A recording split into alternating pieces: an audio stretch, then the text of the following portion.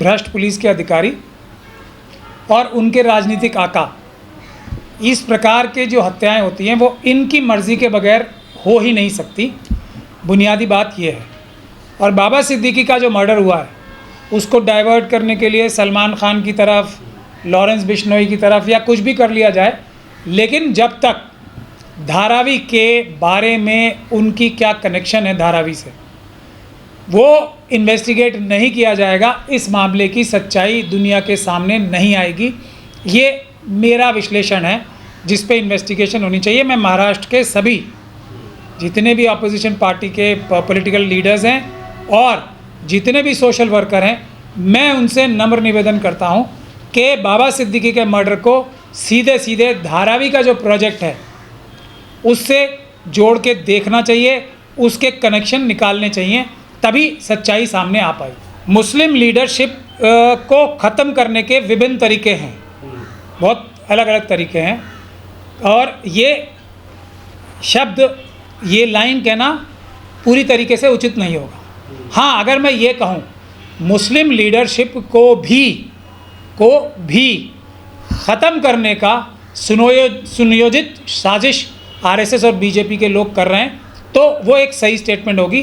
भी से मेरा मुराद क्या है? शेड्यूल कास्ट कम्युनिटी की भी लीडरशिप ख़त्म करने के लिए पूरी ताकत लगाई जा रही है, शेड्यूल ट्राइब की भी, और जो हमारे दूसरे पिछड़े वर्ग हैं ओबीसी, सिख, क्रिश्चियन, बौद्ध, उनकी भी लीडरशिप ख़त्म करने के लिए, अच्छी लीडरशिप ख़त्म करने के लिए विभिन्न प्रकार के तरीके इख्तियार किए जा रहे हैं, जिनमें से एक ये तरीका डायरेक्ट तरीका है जिसके कि ऐसे जो लोग अच्छे हों या बुरे हों, जिनकी थोड़ा भी दबदबा है या उनका वर्चस्व है किसी भी फील्ड में, उनको मार दिया जाए।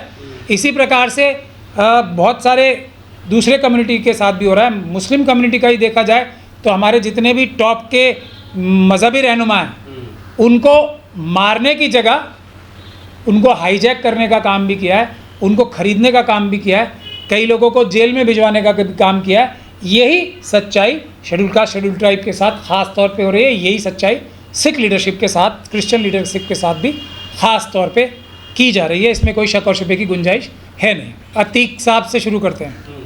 उनके कनेक्शन, उनको एक पार्टी ज़बरदस्ती जाके ज्वाइन कराई गई थी उनके बेटे को। कहाँ से? अमित शाह साहब का नाम आता है उसमें। मुख्तार अंसारी साहब के जो सुपुत्र हैं वो क्या एनडीए के अलायंस में नहीं हैं? उसके आगे आज़म खान साहब पे भी ये इल्ज़ाम लगते रहे कि वो डायरेक्टली इनडायरेक्टली अपने तल्ख शब्दों से आरएसएस और बीजेपी की मदद करते रहे। उसी प्रकार से बाबा सिद्दीकी साहब तो चले ही गए, एनडीए गठबंधन में चले गए। इससे कोई बचाव नहीं होता है, इससे बचाव नहीं होता है। आरएसएस और बीजेपी ऐसे संगठन हैं, और खड़गे साहब को बड़े दिनों बाद मेरी बात की सच्चाई पता लगी, उन्होंने भी उसे टेररिस्ट ऑर्गेनाइजेशन कह ही दिया। मैं कब से कह रहा हूँ? जैसे मैं कब से महमूद मदनी साहब को आरएसएस का एजेंट बता रहा हूँ, 5 साल से ज़्यादा। अब जाके पूरी दुनिया ने माना है जब उनकी कारनामे बिल्कुल साफ़ हो गए। उसी प्रकार से अब जाके कांग्रेस प्रेसिडेंट ने माना है कि आरएसएस और बीजेपी आतंकवादी संगठन हैं। मैं ये बात कब से कह रहा हूँ? तो मेरी बातों पे यकीन, उसी तरीके से एक चुनाव की मशीनों की बात मैं कब से कह रहा हूँ, अब जाके सभी लोग मान रहे हैं। तो मेरी बातों पे आप लोगों को ध्यान देना चाहिए। आरएसएस और बीजेपी के साथ आप चले भी जाओ, उनके साथ हाथ भी मिला लो, उनके नतमस्तक हो जाओ, उनके चरणों में बैठ जाओ, अगर उन्हें ज़रूरत पड़ेगी तो वो आपका गला काटने से एक क्षण के लिए भी हिचकिचाएंगे नहीं। इसके दर्जनों एग्जाम्पल मैं आपको दे सकता हूँ, एक नहीं दर्जनों एग्जाम्पल हैं।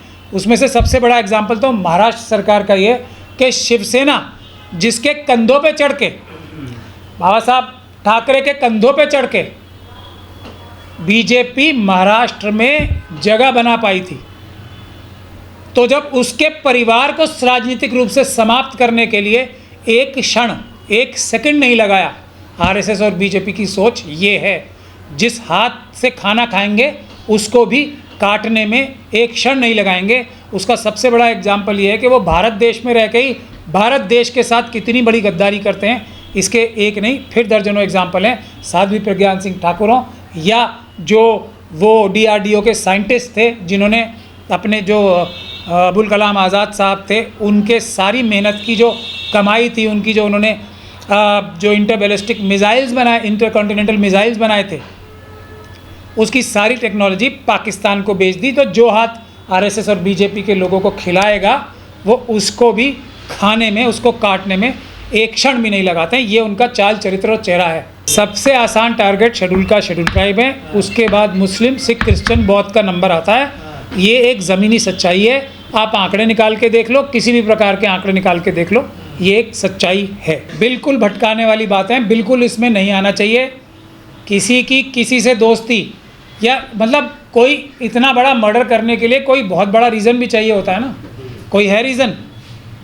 सलमान खान से दोस्ती, चलिए यही लॉजिक मान लेते हैं, झूठा या सच्चा जो भी लॉजिक है, तो सलमान खान के सबसे निकटतम दोस्त यही है क्या?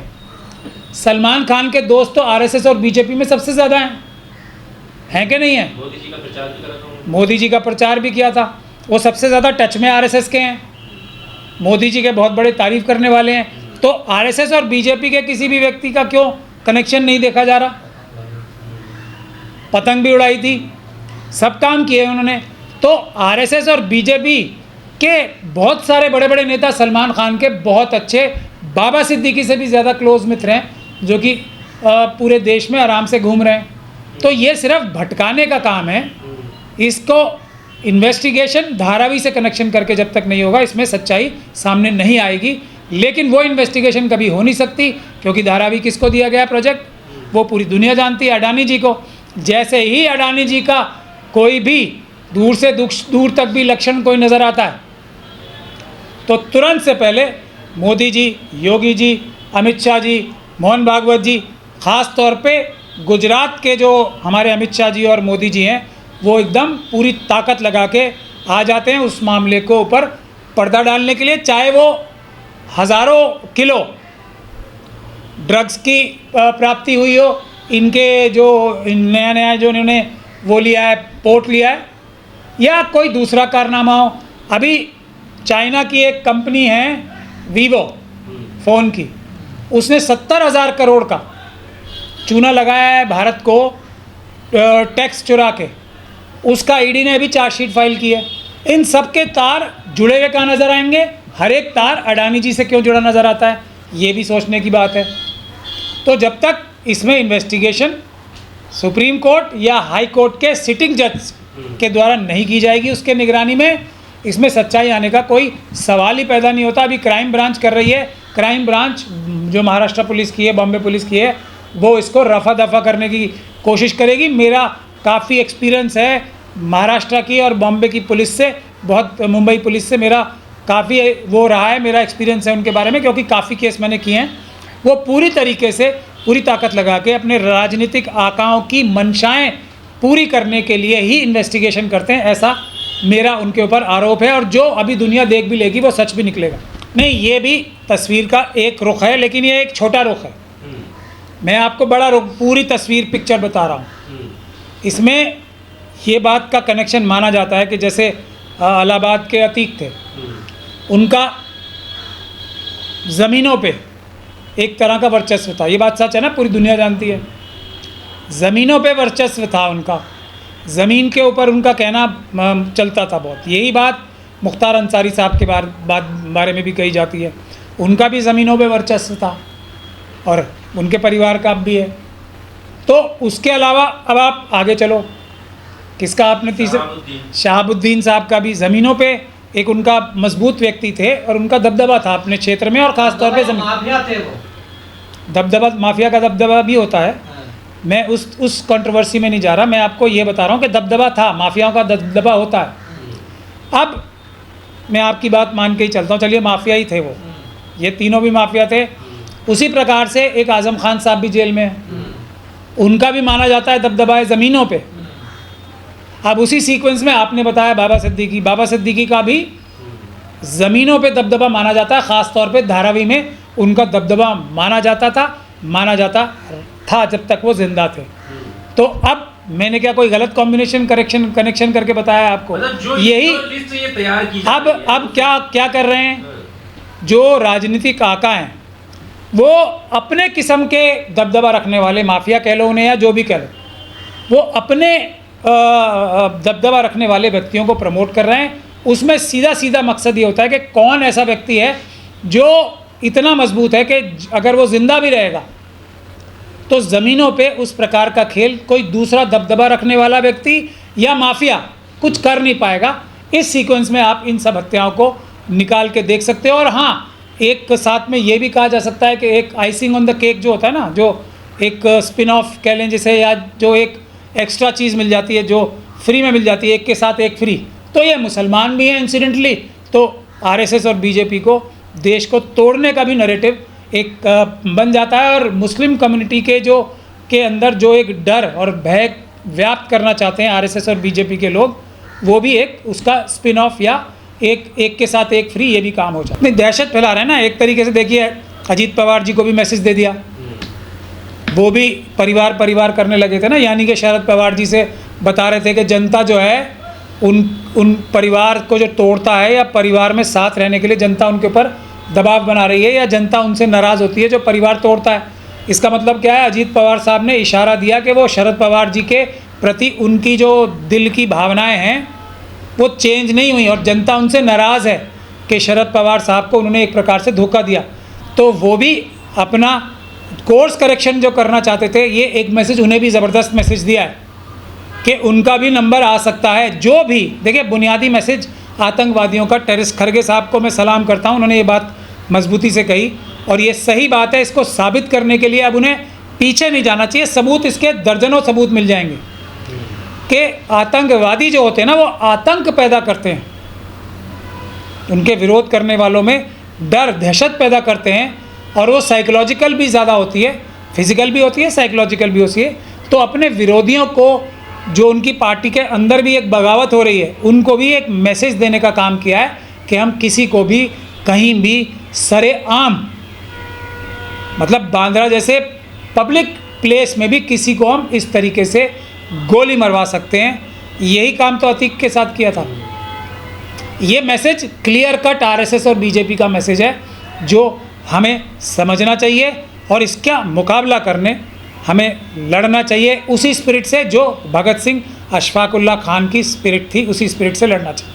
मैं आपको बता रहा हूँ, लॉजिक बता रहा हूँ ना मैं, किसने कराई है उसका तरीका सिर्फ एक ही है। मैं एक वकील हूँ, उसका तरीका ये है, निष्पक्ष रूप से, ट्रांसपेरेंट रूप से, मतलब पारदर्शी रूप से इन्वेस्टिगेशन होनी चाहिए।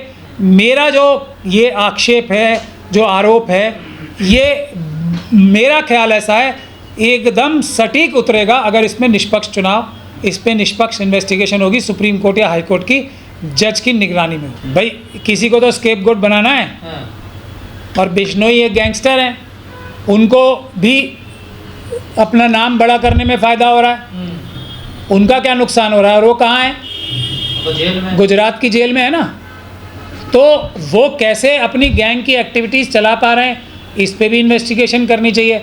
अब तो भारत सरकार ने एनआईए को ये जिम्मेदारी दे दी है, तो मुझे नहीं समझ में आता कि कुछ भी नहीं कर सकते। कम से कम मोबाइल के ज़रिए जो वो कनेक्शन अपने रखते हैं बाहर की दुनिया से, उसी को ख़त्म कराया जा सकता है।